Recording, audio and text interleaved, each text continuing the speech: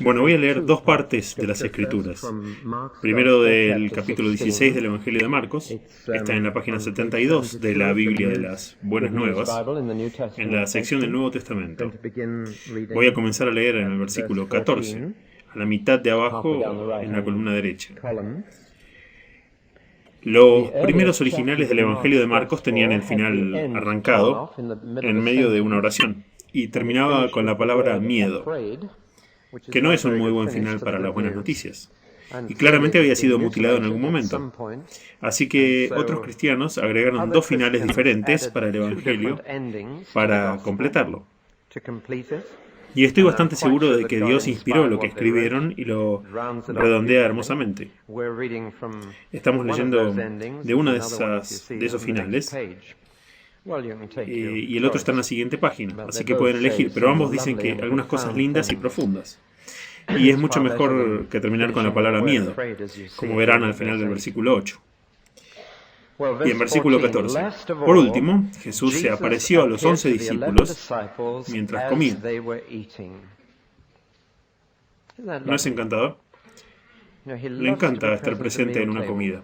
Ese es uno de los motivos de dar gracias antes de una comida. La gente está relajada y se relaciona mejor cuando está comiendo alrededor de una mesa, como no se relaciona en ningún otro lugar. Y partir el pan juntos, como en cualquier mesa, es algo muy profundo en las relaciones humanas. Se les apareció a los 11 mientras comían. No estaban comulgando, estaban comiendo solamente. Tenían el equivalente de pescado y papas fritas. Al menos no menciona las papas fritas, pero sí menciona el pescado. Estaban teniendo una cena ordinaria. Y de repente Jesús estaba allí. Los regañó porque no tenían fe y porque eran demasiado tercos para creer a los que lo habían visto vivo. Podría haber alguien escuchándome esta noche en este momento que es demasiado terco para creer el testimonio de los que vieron a Jesús vivo.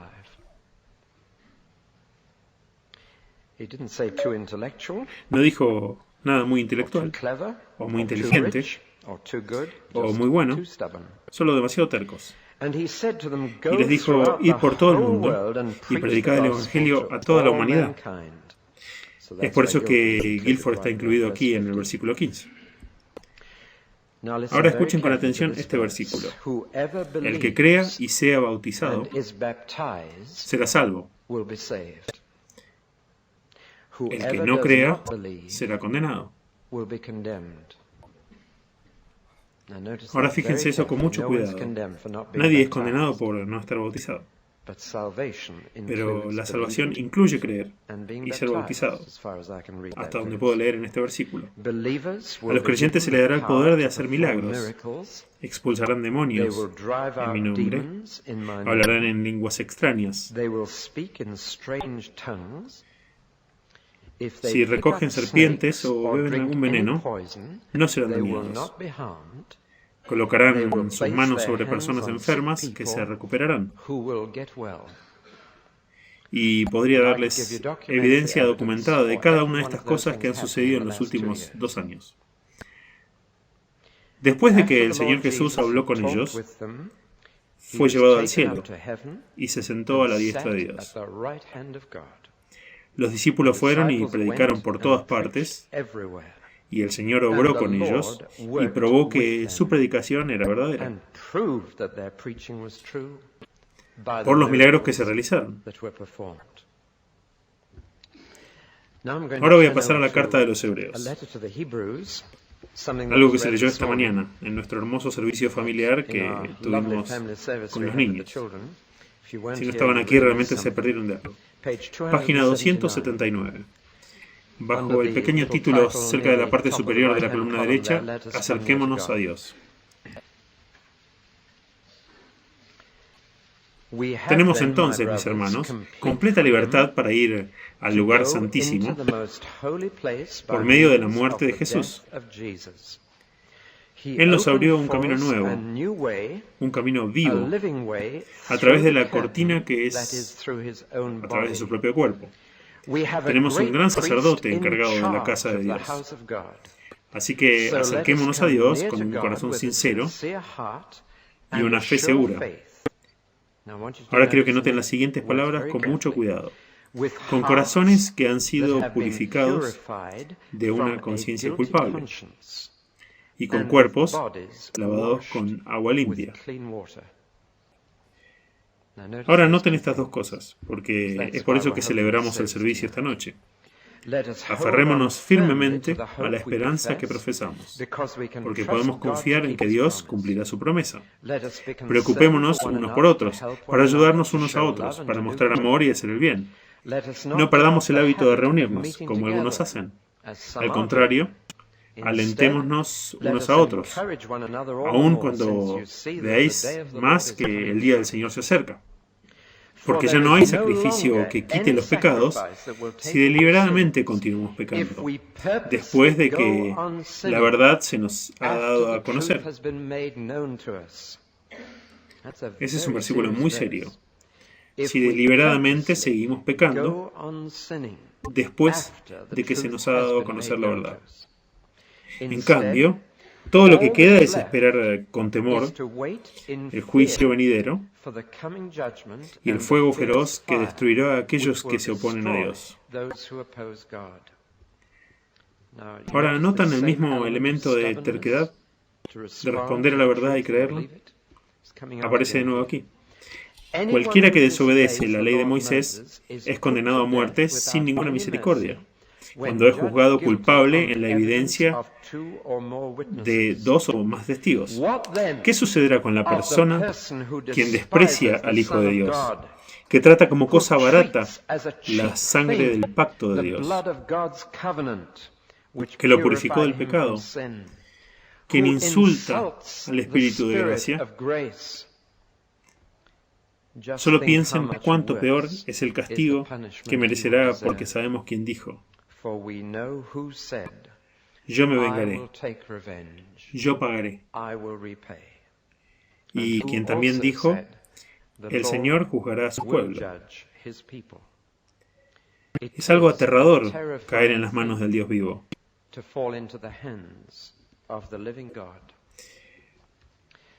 Pero cuando eres cristiano sería mucho más aterrador caer fuera de ella. Oremos.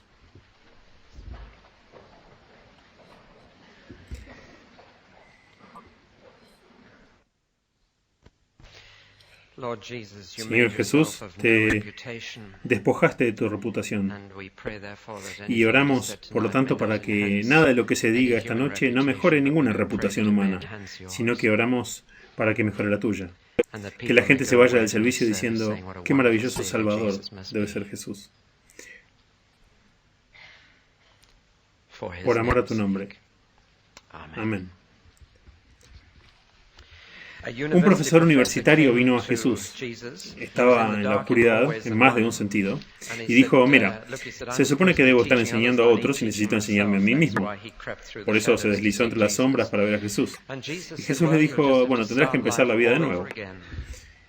Imagina decirle eso a un profesor universitario. Dijo: tienes que nacer de nuevo solamente. Y el profesor universitario, que había estudiado teología, no podía entenderlo. Había un profesional alemán llamado Johannes Bones, que ha escrito el mejor libro que he leído sobre el bautismo, y era profesor de teología, y fue llevado a una fe viviente en el Señor Jesús por una lavandera del Ejército de Salvación, que fregaba los escalones de la puerta de entrada. A veces son los intelectuales que están enfermos, ¿saben? Y el profesor universitario dijo: bueno, explíqueme, ¿a qué te refieres con nacer de nuevo? Empezar la vida de nuevo. Y Jesús le dijo: bueno, tienes que empezar en el agua y tienes que empezar en el Espíritu. Tienes que nacer de nuevo del agua y del Espíritu. Y luego estás realmente en el gobierno de Dios. Es por eso que estamos celebrando este servicio. Había otro hombre, un judío, que sabía que si Jesús realmente hubiera salido vivo de la tumba, su religión estaba terminada. Que todo lo que había hecho fue en vano, y esa fue una posición horrible en la que puede estar un hombre. Es una verdadera encrucijada. Cuando llegas al punto en el que miras hacia atrás y dices: ¿he estado en el camino equivocado todo este tiempo? ¿Todo lo que he hecho ha sido en vano? Y ese hombre dijo esto, y era cierto: si Jesús está vivo, entonces todo lo que he hecho, incluso las cosas buenas que he hecho, son solamente basura. Usó una palabra un poco más fuerte que esa, una palabra anglosajona de 4 letras. La diría, bueno, hay una en la versión autorizada, estiércol, pero la palabra que usa es para desecho humano. Y dijo, incluso las mejores cosas que he hecho, así es como se verían si Jesús está vivo. Entonces se dispuso a aplastar esa idea de que Jesús salió de la tumba. Y a cada hombre y mujer que pudo encontrar que lo creían, los metía en la cárcel. O los llevaba a la corte o hacía algo para deshacerse de ellos. Y finalmente, teniendo a todas las personas que creyeron que Jesús estaba vivo en su propio país misioneras, se fue a otros países, porque algunos se habían escapado de él. Y corrió tras ellos y se fue fuera de su propio país y tan pronto como salió de las fronteras de su patria judía, conoció a Jesús cara a cara. Y se convirtió en Pablo. Y 3 días después vino un hombre a él, un querido anciano. El Señor realmente tuvo que darle un empujón para que fuera. Porque este hombre dijo, ¿ese hombre cristiano? No lo creo. No voy a ir a él. ¿No sabes lo que está haciendo la gente en Jerusalén? Los pone en la prisión, ¿no lo escuchaste? Es casi divertido la forma en que habló con el Señor. Y el Señor le dijo, tú ve, aquí está la dirección, este es el nombre del hombre, ve y habla con él. Y cuando llegues allí, llámalo hermano. Y este querido anciano, cuyo nombre era Ananías, entró en la calle llamada Derecha, que ahora es un bazar árabe, todavía uno puede ir allí, a esa misma calle y dijo, hermano, el Señor me ha enviado. Ahora, ¿qué estás esperando? Métete en el agua y lava tus pecados. E invoca el nombre de Jesús. Y también había un pescador analfabeto, que fue el primer pastor y anciano de la iglesia cristiana. No fue el primer papa, pero fue el primer pastor. Y hay que darle ese crédito. Jesús lo escogió como primer líder de la iglesia cristiana. Y ese hombre, años más tarde, cuando un gran incendio estalló en Roma, y los cristianos fueron culpados por iniciarlo y fueron castigados cubriendo sus cuerpos con alquitrán y se les incendiaba en el jardín trasero de Nerón para tener fuegos artificiales vivientes, para brindarle entretenimiento a los invitados de Nerón, Pedro escribió una carta para alentar a los cristianos a mantenerse firmes y vivir de tal manera que nadie pudiera culparlos de nada. Dice en su carta, es absolutamente vital que vivan con la conciencia limpia, para que sea lo que sea que la gente diga de ustedes, no se lo puedan inculpar. Y luego dijo, si sufren, será porque son inocentes. Y esa es la forma en que Jesús sufrió. Y esa es la única forma en que deben sufrir. Dijo, deben ser ciudadanos respetuosos de la ley, deben vivir correctamente, deben tener una conciencia absolutamente clara. Pueden quemarlos todavía, pueden matarlos, pero será por las razones correctas. Será porque son como Jesús. No será porque te puedan culpar de algo. Y luego, hablando de la conciencia, Pedro continuó diciendo estas palabras.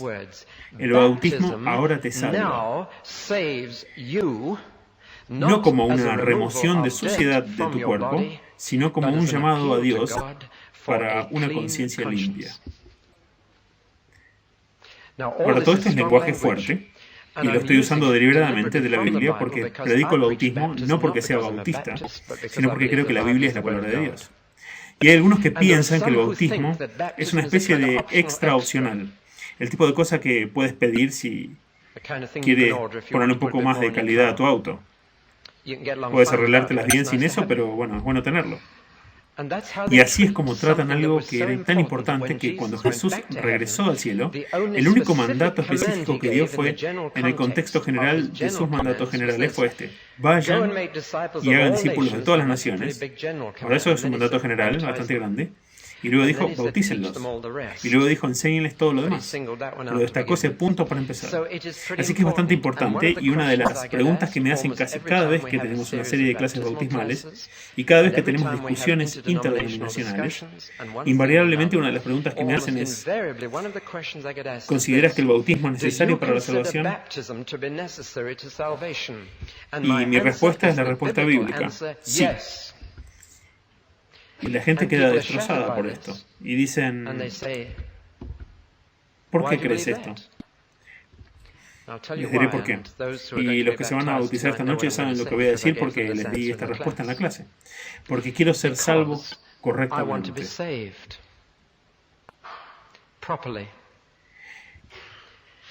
Y si alguien me pregunta que si es necesario ser bautizado para ser salvo, mi respuesta inmediata sería otra pregunta. ¿De qué quieres ser salvo? Si quieres ser salvado del infierno, no es necesario ser bautizado. Pero eso no es lo que significa ser salvado por completo. Es solo una parte de ello. Ser salvado de una futura confrontación catastrófica con el producto final de la forma en la que he vivido, ser salvo de eso sí es terriblemente importante. Es algo muy lejano en el futuro, así es como pensamos. Pero ser salvo de eso no es solo una parte de ser salvo. Jesús no vino principalmente para salvarnos del infierno. Lo digo deliberadamente, pero no lo creo que esa fuera la primera razón por la que vino. Si pides ser salvado del futuro castigo por lo que has hecho en la tierra, ¿necesitas ser bautizado? Mi respuesta es no. El ladrón moribundo en la cruz escapó del infierno sin hacer nada más que reconocer que un moribundo junto a él iba a ser un rey encargado de un reino. ¡Qué fe tan increíble! Creer que un criminal muriendo junto a ti iba a tener un reino y iba a ser rey. Y dijo, Señor, recuérdame cuando entres en tu reino, cuando tengas el reino, cuando seas el rey. Y fue el único hombre en toda la multitud que lo creyó. La multitud se burlaba y el sacerdote se fue y los soldados apostaban por su ropa y Jesús colgaba ahí desnudo y moribundo. Y un hombre dijo, algún día serás rey. ¿Podrías encontrar un pequeño lugar para mí en tu reino? Y obtuvo la respuesta más hermosa que jamás haya escuchado. Jesús le dijo, hoy, no en un futuro distante, ahora mismo, hoy, estarás conmigo en el paraíso. Ahora no sé si saben lo que significa la palabra paraíso, pero si alguna vez han estado en un autobús de 2 pisos pasando por el Palacio de Buckingham, han visto el paraíso. No el palacio, sino la tierra de afuera. Significa el jardín real. ¿Alguien aquí ha estado en una fiesta en el jardín real? 1, 2, 3, 4, ¿nadie más? Bueno, espero que el resto no se haya dado cuenta. Han estado en el paraíso y han estado en el jardín del rey o de la reina. Y lo que Jesús está diciendo es esto: te daré un lugar, un pequeño lugar en el patio trasero. Vienes a la primera fiesta real en el jardín y es hoy. ¡Qué gran respuesta! Oh, sí, se salvó sin ser bautizado. Se salvó del infierno, salvo. Había sido un mal muchacho y lo sabía. Y se salvó en ese momento cuando dijo, yo creo que aunque el mundo piense que te estás muriendo, aunque el mundo se ríe de ti, aunque el mundo piense que este es el final, yo creo que este es solo el comienzo. Puedo ver que vas a tener un reino. Y me gustaría un pedacito de él. Jesús le dijo, es la primera fiesta real en el jardín, tengo una cita contigo hoy. Pero eso solo es algo del infierno. No sé si conocen a ese viejo poeta inglés que describe cómo en una vieja batalla, no sé si Anjipur o una de esas batallas, hay un poema sobre una batalla antigua y como una jabalina atravesó el cuerpo de un hombre. Y él supo que se estaba muriendo y se cayó de su caballo y el poeta dice, entre el estribo y el suelo, misericordia buscó y misericordia encontró. Cuando golpeó el suelo estaba muerto. Pero hay una profunda verdad en eso. La gracia de Dios es suficiente para salvar a un hombre del infierno en los últimos 5 segundos de su vida. Eso me prueba que Dios no te salva porque eres bueno y que todo es por gracia. Eso es lo que preocupaba tanto a Saulo. Había sido tan bueno, pensó que tenía una buena cuenta de crédito, pero de hecho estaba en descubierto. Y Dios dijo, es una pérdida de tiempo, no te llevará a ninguna parte. Es basura para mí. Y pensarás lo mismo cuando veas la verdad. Llevó a la gente al cielo porque los amo y porque me creen. Pero verás, cuando la Biblia habla de ser salvo, no solo significa ser salvo del infierno. Cuando este niño Jesús nació en Belén, se le puso ese nombre por una razón en particular. Le dijeron a sus padres, llámalo Jesús porque salvará a su gente del infierno. ¿Lo cité bien? No.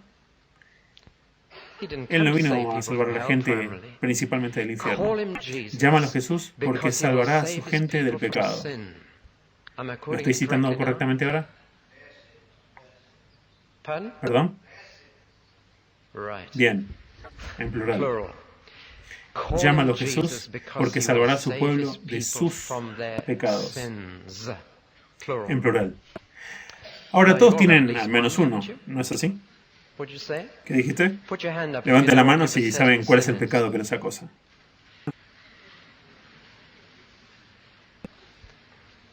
Para algunos de ustedes es la deshonestidad.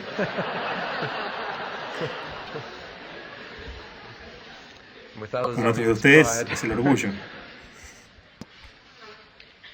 Bueno, en lo que acaban de pensar cuando levantaste la mano, de eso vino a salvarte. Y de eso se trata ser salvo. Él vino a salvarte. No solo del infierno, sino del orgullo, la lujuria, la ira, la pereza, la avaricia, la envidia. De eso vino a salvarte. Y si piensas en términos de eso, cuando dices que es necesario el bautismo para ser salvo, mi respuesta es un rotundo sí. Dios no me haría perder el tiempo diciéndome que pasara por un ritual tonto que no tiene un significado real. Dios no es el tipo de Dios que está interesado en ceremonias. Él quiere la realidad. Y Dios nunca me pide que haga nada que no sea para mi bien y su gloria. Y Él no te pide que te metas en el agua para hacer el ridículo solo por ver si estás preparado para hacer el ridículo. Tampoco te da pan y vino solo para ver si haces lo que te mandó hacer. Dios es el tipo de Dios que, si me dice que haga algo, es por mi bien y para su gloria, es para ayudarme a ser salvo. Y las personas que preguntan si es necesario bautizarse para ser salvo, están preguntando, ¿cuánto es el mínimo que debo hacer? Pero la verdadera pregunta es, ¿cuál es el máximo que puedo obtener de Dios para hacerlo bien? Y si Dios me ofrece el bautismo como parte de su forma de salvarme, entonces lo agarro y digo, ¿debe ser necesario o no lo pondría? Si realmente voy a ser salvo de mis pecados, entonces quiero toda la ayuda que pueda obtener, Señor. Lo que me lleva al punto principal que quiero presentar esta noche. Esta noche es la introducción a una serie de sermones que voy a dar los domingos por la noche. No todos los domingos por la noche, sino como el Señor diga. Serán tal vez 2 o 3 seguidos y luego un pequeño intervalo. No lo sé. Veremos. Pero probablemente nos llevará al año nuevo y tengo un tema desde ahora hasta no sé cuándo en 1978. Y es este, conciencia. Conciencia. Y voy a hablar sobre la conciencia durante todo el año nuevo. Y quiero que me ayuden con esto. Hay muchas áreas en las que es muy difícil discernir. Hay muchos lugares en la Biblia que dicen esto está bien o esto está mal. Pero hay muchas de estas preguntas que son muy difíciles y tu conciencia te juega una mala pasada. Podrían cooperar conmigo escribiéndome las líneas, háganlo de forma anónima si lo desean y en mayúscula, pero podrían enviarme una línea y decirme un área en la que tienen problemas de conciencia. Puede ser, ¿debería un cristiano beber alcohol? ¿Debe un cristiano practicar el control de natalidad? ¿Qué pasa con volver a casarse después del divorcio? Todo tipo de cosas. Por favor, dígame un área en la que tienen problemas con su conciencia. Cerró la tienda por el sindicato. Lo siento, acabo de verlo a usted y me preguntó eso hace un año. Ahora le podría decir algo más esta vez. Pero si estás en un área donde la Biblia no es clara, quiero decir, francamente, si estás viviendo en adulterio no necesitas tener conciencia para entender sobre eso. Pero si estás en una de esas áreas donde estás pasando dificultad con tu conciencia, escríbeme y dime y trataré de hacer con estas áreas algunas pautas y les diré cómo sintonizar su conciencia para entender lo que Dios está diciendo. Y luego, después de alguno de esos domingos por la noche, estaré disponible en el salón media hora después del servicio para explorar cualquier pregunta adicional que puedan tener. ¿Está bien? ¿De acuerdo? Hagan eso y yo haré la otra parte. Así que si no me dan nada, no van a recibir sermones durante unos 6 meses. Pero quiero comenzar a hablar sobre la conciencia esta noche, sobre un aspecto en particular. Y es este. Cuando te conviertes en cristiano, Dios quiere que comiences con tu conciencia limpia, porque es un instrumento muy delicado. Es lo más apreciado que tienes desde un punto de vista. Podría determinar todo tu futuro. Es un instrumento muy delicado y se lo diré el próximo domingo por la noche, perdón, el domingo por la noche siguiente, cómo afinas tu conciencia y cómo la preparas. Porque generalmente está mal establecida cuando comienzas la vida. Y tus padres a veces no hacen mucho para ayudar. La mayoría de ustedes tienen una conciencia culpable sobre las cosas que sus padres les dijeron que estaban mal, ¿verdad? Y las cosas que les enseñaron a creer que estaban mal. Y sintonizar la conciencia con la de tus padres no te brinda la mejor manera de escuchar lo que Dios te puede estar diciendo a través de ella. Así que hablaremos sobre cómo sintonizar la próxima vez. Pero esta noche quiero hablar sobre cómo limpiarla. Un instrumento delicado, lo primero que tienes que hacer para que funcione correctamente es limpiarla. Y la conciencia es extremadamente delicada, tan delicada que puede dañarse fácilmente. De hecho, puede dañarse tan radicalmente que no funcionará en absoluto. Y hay hombres y mujeres en nuestro mundo cuyas conciencias han dejado de funcionar, casi por completo, porque les han dañado demasiado. Así que démonos cuenta de que lo primero que debemos hacer es limpiarla. Ahora, ¿qué es la conciencia? Lo increíble es que en toda la Biblia no hay una definición de conciencia, no hay una descripción de ella. Sin embargo, se menciona. Les voy a decir algo más interesante. Nunca se menciona en el Antiguo Testamento. Y algo más interesante. Jesús nunca la mencionó. Nunca usó la palabra. ¿No es increíble? Y lo asombroso es que la gente ha leído el Antiguo Testamento y los 4 evangelios y realmente han tenido problemas de conciencia. Y sin embargo, la palabra nunca se menciona. Fíjense en las experiencias desde el principio. ¿De qué sufrían Adán y Eva? Se los diré, mala conciencia. Está ahí desde el principio. ¿De qué sufrieron los hermanos de José? Cuando José se rebeló como primer ministro de Egipto, el joven que habían vendido como esclavo, y sufrían de mala conciencia. ¿De qué sufrió David? Cuando Natán, el profeta, vino y le dijo: tú eres el hombre. Tuvo mala conciencia. Y hay una ocasión en los evangelios donde la palabra conciencia ocurre, una sola. ¿Alguno de ustedes la recuerda? Solo se usa una vez. ¿Alguno de ustedes? Él lo sabe.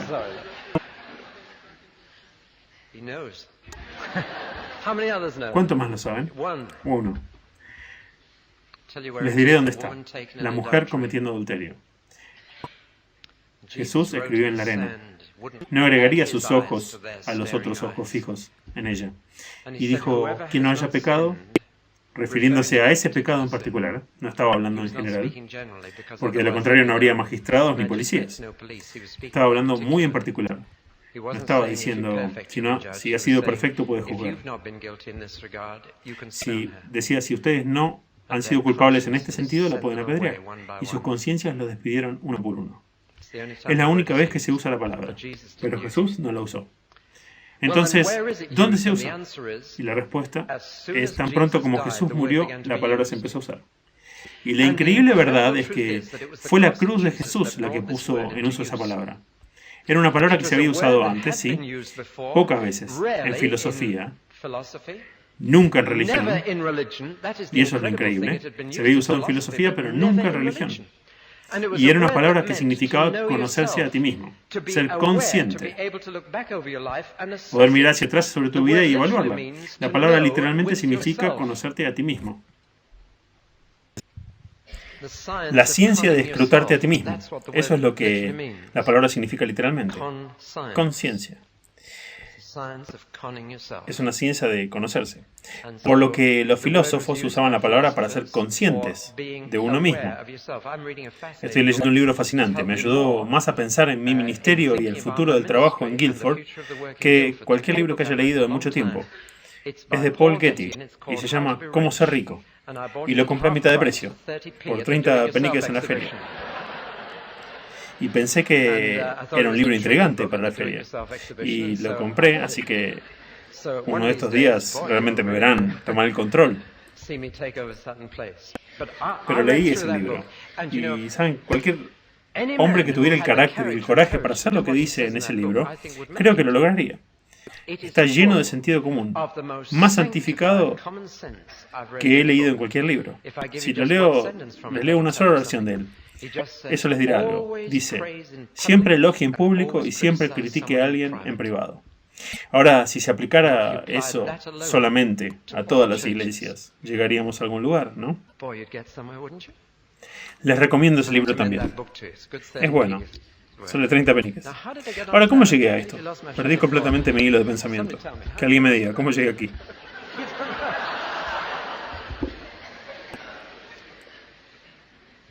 Ahí recuerdo. Vine aquí porque a lo largo del libro, él es consciente de sí mismo, es capaz de mirarse a sí mismo, es capaz de tener signos de engañarse a sí mismo, de comprender y mirar hacia atrás a sus hábitos. Y dice, ese hábito me va a romper en años posteriores, me va a hacer mal. Así que voy a romper el hábito primero, antes de que él me rompa a mí. Y eso es sentido común, ¿verdad? Y el hábito particular que tenía era fumar. Y era un magnate petrolero y fumó alrededor de 60 o 80 por día. Y dijo, este hábito me va a destruir. Así que lo voy a destruir antes de que me destruya a mí. Qué buen sentido común. ¿Saben? Jesús dijo que a veces los hijos de las tinieblas son más sabios en su generación que los hijos de la luz. Hay mucho que podemos aprender de un libro de Paul Getty sobre cómo vivir la vida cristiana. No sé dónde estaba parado él con su creador. Sé que unos meses antes de morir fue a una iglesia, se arrodilló y oró el Padre Nuestro con un amigo mío. Después le dijo a mi amigo, esa oración lo cubre todo, ¿no es así? Así que tal vez no lo encontremos en el cielo. No lo sé. Esa es cosa del Señor. Conocerse a uno mismo, saber quién es. Pero siempre se usó en la forma en que lo usó Paul Getty. Se usó para ser consciente de tus debilidades y superarlas. Ser consciente de tus fortalezas y explotarlas. Se usó en el tipo de autoconocimiento. Nunca se usó en un entorno religioso hasta que Jesús murió en la cruz. Leí un hecho fascinante recientemente. Me horrorizó. Carl Jung fue el padre de la psicología moderna y el psicoanálisis. Y Carl Jung tuvo muchos pacientes en Viena. Y como él era judío, tenía muchos pacientes judíos. Y ha dejado constancia de esta declaración. El 90% de los judíos que acudieron a él con trastornos nerviosos, su problema principal era la culpa por la crucifixión de Jesús. Ese es Carl Jung, no tenía instrucciones para el cristianismo, no tenía ideales cristianos, pero él dijo, el 90% de los trastornos nerviosos judíos se debían a la culpa por la crucifixión de Jesús. ¿Encuentran un dato increíble? Se los paso. Él lo dijo, no sé qué fundamento tenía, pero qué pruebas tenía. Simplemente estoy preparado para creerlo porque no tenía ningún interés en hacer esa declaración. El miércoles de la semana que viene, si van al salón cívico, escucharán a un hombre, y me han escuchado hablar de él antes. Es un especialista en enfermedades del corazón, y estaba en una sociedad muy lucrativa. Un día dejó esa sociedad y se convirtió en predicador. Y su socio le dijo, ¿por qué estás haciendo esto? Tirando por la borda una carrera muy lucrativa. Y le dijo, ¿por qué? Me dijiste que el 75% de los pacientes que vienen aquí sufren de culpa. Y eso es lo que ha hecho que su corazón esté mal. Y dijo, bueno, te voy a dejar con el 25% y yo voy a ir atrás del 75%. Y lo ha hecho desde entonces. Encontrarán que cada vez que predica, en alguna parte de su sermón, viene un mensaje al corazón culpable. Y su nombre es Martin Lloyd-Jones. Y estará hablando en el salón cívico el miércoles por la noche la semana que viene. Ahora, ¿no es hermoso que Dios dijo, id y haced discípulos y limpiad sus conciencias lavándolos con agua? Y Pedro dice, el bautismo ahora nos salva, no quitando la suciedad de nuestro cuerpo, sino limpiando nuestra conciencia. Quiero que estén en una posición en la que todo en tu conciencia esté tan limpio, en que ya no se convierta en una barrera entre tú y Dios, entre tú y tu esposa o esposo, entre tú y tus amigos, entre tú y tus hijos, para que seas libre. Ahora, en este punto voy a usar una ilustración que Phil usó no hace mucho, el bautismo de Cliff. Deberían leerlo. Simplemente dice que se sintió lavado, enjuagado y colgado para secarse, ¿verdad? Pero leyendo la historia de Cliff, decía que se sentía que toda su conciencia estaba libre de todo el pasado. ¿Tengo razón? Eso es lo que estabas diciendo. Sí. Bueno, ahora eso es exactamente de lo que se trata. Le dije a Cliff que no iba a usar esta ilustración y la estoy usando ahora. Parezco la historia del hombre llamado Jackson que estaba en la inundación del Mississippi y se volvió tan aburrido porque donde quiera que iba hablaba sobre la inundación del Mississippi y no podía hablar nada más. Yo sobreviví a la inundación del Mississippi, decía cada vez. Y finalmente murió y se fue al cielo. Tan pronto como estuvo rodeado de ángeles dijo, estuve en la inundación del Mississippi, y alguien le dijo, creo que debería saber que no es tan la audiencia. Así que no usaré de vuelta la historia.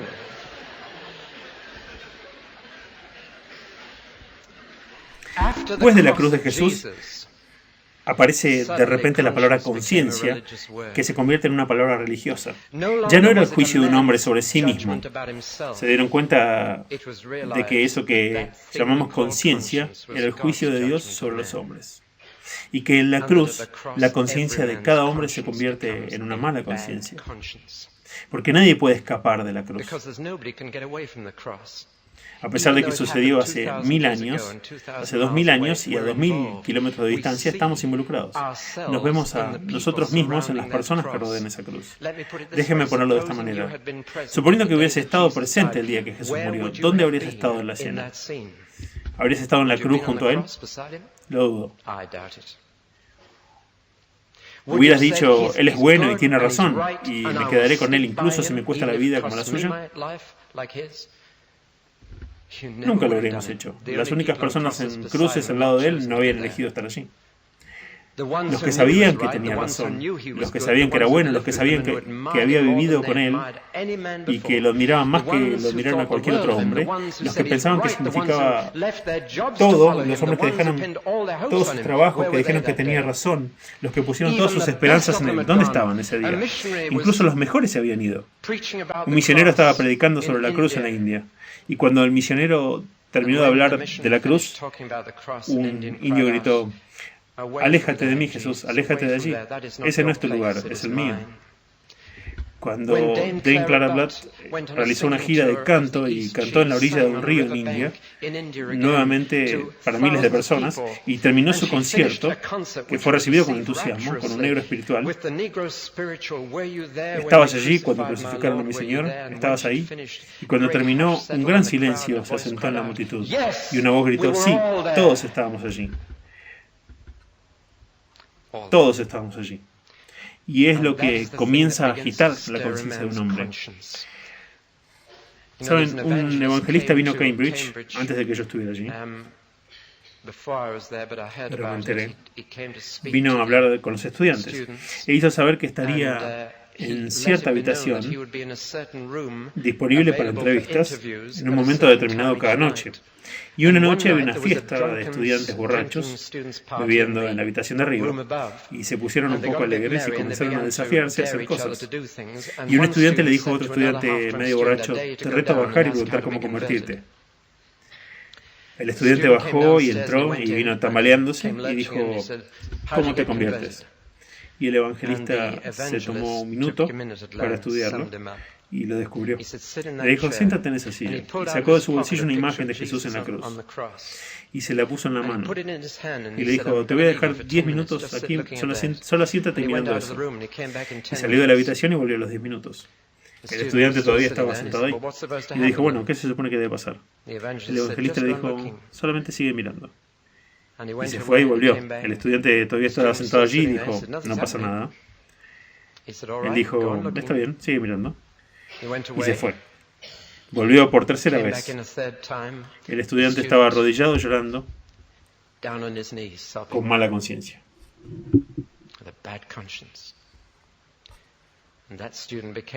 Y ese estudiante se convirtió en obispo en Australia. Y si lo menciono, conocerán su nombre. Ahí es donde la conciencia realmente empieza a operar. Y es por eso que no encontramos la conciencia en los evangelios. Por eso no la encontramos. La experiencia no estuvo ahí. La experiencia de la conciencia es una experiencia dolorosa. Es el dolor que experimentamos cuando hemos hecho algo mal, por lo que nos juzgamos por haber hecho mal. Por eso operan personas que ni siquiera reconocen a Dios. Es por eso que Pablo dice en Romanos, incluso los gentiles que nunca han escuchado los 10 mandamientos, Dios los ha escrito en su conciencia y conocen la diferencia entre el bien y el mal. La tribu más bárbara, más salvaje, más primitiva que jamás se haya descubierto, encontraron que todos tenían conciencia. Todos sabían la diferencia entre el bien y el mal. Siendo un instrumento delicado, no siempre se afina correctamente, pero es fascinante estudiar el patrón que funciona universalmente a través de la conciencia humana. Por ejemplo, no hay una sola sociedad que jamás haya tolerado el incesto. La conciencia de cada ser humano que ha vivido alguna vez dice que eso está mal. ¿De dónde vino eso si Dios no lo plantó allí en el corazón humano? Así que es el dolor que sentimos después de haber hecho algo, y solamente doy gracias a Dios por la conciencia. Porque si no tienes el dolor ahora, realmente te diriges a un dolor mucho mayor más tarde. Había un galés que bebía mucho y jugaba mucho. Vivía mal y juraba en Turnside. Su nombre era Jordi, en realidad, así que así se lo dicen los Jorges, y trabajaba en uno de los barrios más pobres de Newcastle, donde mi abuelo era ministro. Y a través del ministerio de mi abuelo, este Jordi se convirtió. Y una de las primeras cosas que hizo fue ir y dejar todos sus vicios. Sintió que se iban a interponer entre él y Dios y que ningún sacrificio era demasiado grande para limpiar su conciencia. Pero un día alguien le dijo: Jordi, ¿cómo puedes creer en un Dios bueno que permite el dolor en el mundo? Y no se los voy a decir en el acento que usa porque no entenderían si usara mi idioma nativo. Lo he usado con algunos de ustedes y no lo entendieron, así que no lo haré. Pero dijo: gracias a Dios por el dolor. Gracias a Dios por el dolor. Y este hombre dice: ¿por qué dices esto? Dijo: les voy a decir por qué. Un día me fui a casa completamente borracho y me caí justo en el fuego y todavía estaba prendido. Y él dijo: el dolor incluso superó mi embriaguez y salté fuera de ese fuego. Dijo: gracias a Dios por el dolor, o me hubiese quemado vivo. Gracias a Dios por el dolor. Y si tu conciencia te está causando dolor, solo di gracias a Dios, porque si no sientes el dolor ahora, lo tendrás más tarde. Así que agradece a Dios por el dolor que da la conciencia. Pero ahora déjenme pensar en el lado hermoso. Dios dice: mira, quiero que tengas una conciencia limpia, completamente limpia. Y la forma en la que lo haré será darte un baño en agua, y buscaré a alguien que te dé un baño en agua, y mientras bañen tu cuerpo, yo te lavaré la conciencia. Es tan simple como eso. Pero eso es el bautismo. Para eso es. Hay otras cosas que hace también, pero esa es una de las cosas claramente establecidas por el apóstol Pedro, que hace. No es un lavado de la suciedad del cuerpo, es un llamado a Dios por una conciencia limpia. Ahora escuchamos esta mañana que Dios es la única persona que puede perdonar y olvidar. Y eso es cierto, por eso algunas personas me dijeron: nunca podré perdonarme por esto. Bueno, por supuesto que no puedes, porque nunca puedes olvidar lo que has hecho. Pero hay una diferencia entre recordar lo que has hecho con mala conciencia y recordar lo que has hecho con buena conciencia. La diferencia es que si todavía tienes una mala conciencia al respecto, no puedes hablar de ello. Y no quieres que otros lo sepan. Pero si tienes una buena conciencia, puedes hablar de eso. Y no te importa que los demás lo sepan. Pablo nunca superó el hecho, nunca olvidó el hecho de que había arrojado gente a la cárcel, porque creían que Jesús estaba vivo, y lo menciona. Aparece tan a menudo en sus epístolas que un psicólogo podría hacer un estudio sobre eso. Sigue apareciendo. Yo perseguí a la iglesia, yo hice esto. Pero puede hablar de ello sin el dolor del miedo y la vergüenza, porque su conciencia está limpia. Completamente limpia. Fue limpiada el día que un anciano llamado Ananías le dijo: métete al agua, lava tu conciencia, empieza limpio.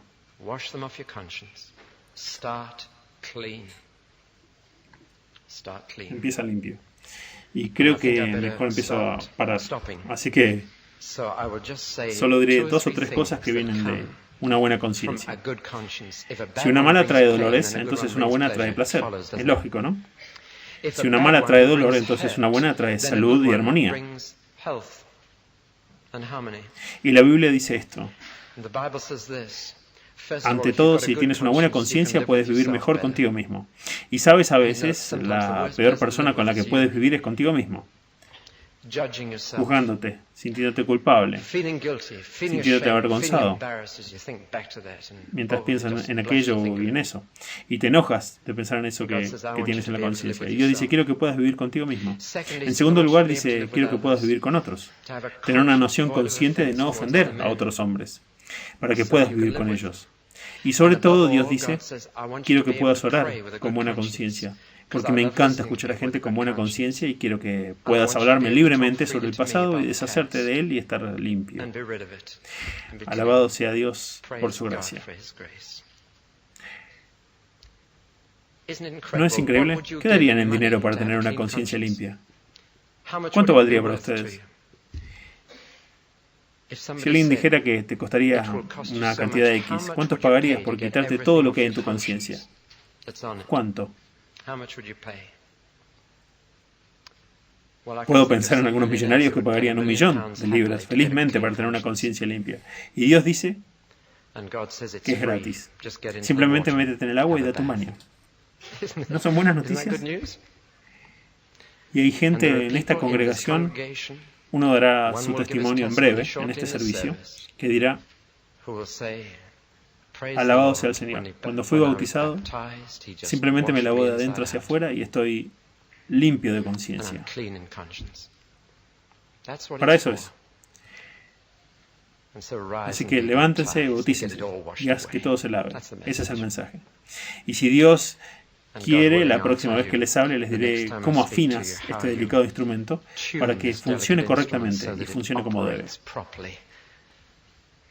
Oremos.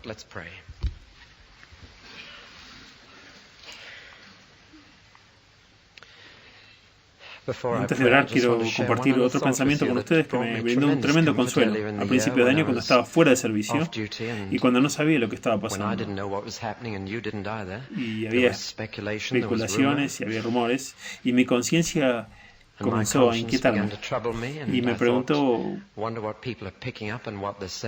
pregunto qué está pensando la gente y qué están diciendo, cómo están interpretando y si están criticando o incluso regodeándose de las debilidades. Y el Señor simplemente consoló mi espíritu con estas palabras. David, lo peor que pueden decir sobre ti no es tan malo como la verdad. Y yo aún te amo.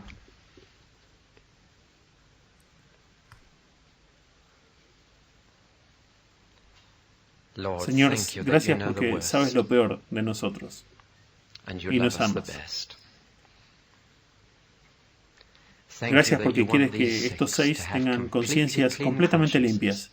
Y oro para que en otros 10 minutos todos se sientan más limpios que nunca en sus vidas. Físicamente, mentalmente, emocionalmente, espiritualmente. Señor, mientras nosotros lavamos por fuera, tú lavas por dentro. Nosotros solo los limpiamos en tu nombre, para que no tengan barreras entre ellos y sí mismos, entre cualquiera de ellos y otras personas, y sobre todo entre ellos y tú, por tu nombre. Amén.